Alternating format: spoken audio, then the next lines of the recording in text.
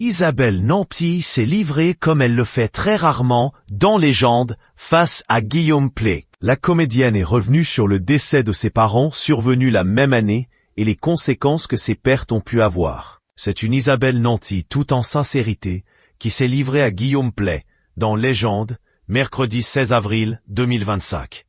La comédienne est notamment revenue sur la disparition de ses parents survenue la même année, en 2017. Sa mère est décédée 8 mois après son père. Elle n'a pas survécu à sa mort, a-t-elle ainsi déclaré.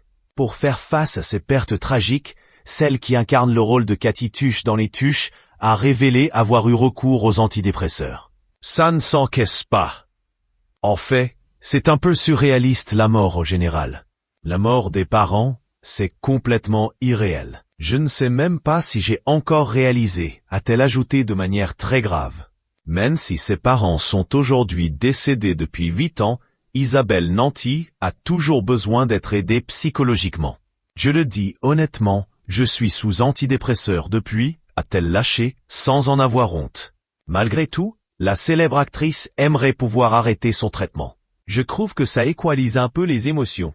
Isabelle Nanty aimerait pouvoir arrêter de prendre des antidépresseurs. Je pense que ça sauve la vie de beaucoup de gens, parce qu'être dans des excès d'émotions, parfois ce n'est pas bon pour personne, ni pour soi, ni pour l'entourage, mais c'est quand même bien d'avoir accès à ces émotions, a encore raconté Isabelle Nanty, qui espère donc pouvoir arrêter de prendre ses antidépresseurs.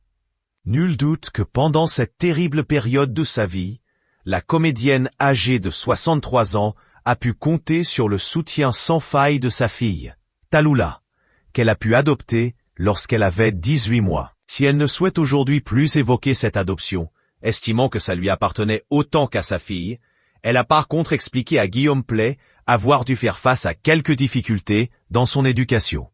J'ai fait de bonnes conneries, tellement de trucs. Ma grande lacune, et j'aurais dû y penser avant d'être parent, c'est intellectuellement elle souffre de dyslexie, NDLR. Et pour les devoirs et les études, je ne suis pas une bonne accompagnante. Je suis même un peu trop rebelle pour être une bonne parente d'un enfant qui va à l'école. Je lui en ai fait baver à cause de ça. Là j'ai déconné, a-t-elle confié, regrettant sans doute parfois son comportement.